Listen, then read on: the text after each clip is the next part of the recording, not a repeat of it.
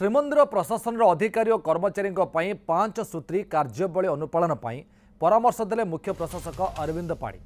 ସେଗୁଡ଼ିକ ହେଲା 1. ଡ୍ୟୁଟି ସମୟରେ ଶ୍ରୀମନ୍ଦିର ପ୍ରଶାସନରେ କୌଣସି ଅଧିକାରୀ ତଥା କର୍ମଚାରୀ ପାନ ଗୁଟଖା କିମ୍ବା କୌଣସି ମାଦକ ଦ୍ରବ୍ୟ ସେବନ କରିବେ ନାହିଁ। 2. ପ୍ରତ୍ୟେକ ମାସ ତୃତୀୟ ଶୁକ୍ରବାରରେ ବରିଷ୍ଠ ଅଧିକାରୀଙ୍କ ସ୍ତରରେ କାର୍ଯ୍ୟ ସମୀକ୍ଷା କରାଯିବ। 3. ସମସ୍ତ ଅଧିକାରୀ ତଥା କର୍ମଚାରୀ ମାନେ ଜାନୁଆରୀ 31 ତାରିଖ ସୁଦ୍ଧା 2024 वर्ष पर बाध्यतामूलक भाव निज संपत्तिर तालिका दाखल करेंगे।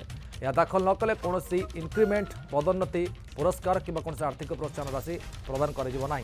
4. प्रत्येक शुक्रवार समस्त अधिकारी तथा कर्मचारी हस्ततंत लुगा पिंधि कार्यालय आसवे। यूनिफॉर्म पोशाकधारी लागू हेब ना। 5. श्रीमंदिर मध्य अधिकारी तथा कर्मचारी मोबाइल व्यवहार पर कटकणा जारी कर। श्रीमंदिर प्रशासन को अधिक क्रियाशील तथा उत्तरदायी करने को यह परामर्श तथा निर्देशावली प्रदान कर श्रीमंदिर मुख्य प्रशासक अरविंद पाढ़ी कहते। चंद्रशेखर पात्र पुरी प्रतिनिधि सहित फोन जोड़ी सारे। चंद्रशेखर ये जो गाइडलाइन जारी कौन प्राथमिक प्रतिक्रिया आसपार?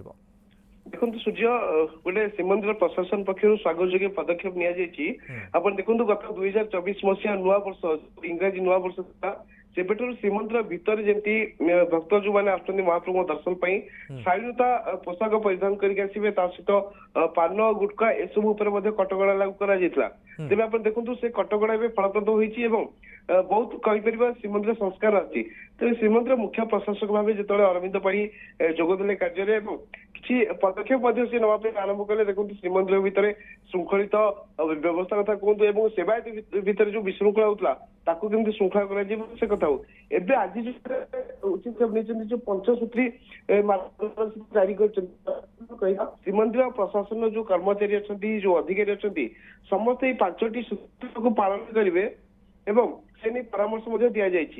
प्रथम परामर्श हूँ ड्यूटी समय मंदिर प्रशासन अधिकारी जो पान गुटखा किंवा कौन मादक द्रव्य सेवन करेंगे ना से प्रथम गुरुत्व दि जाए।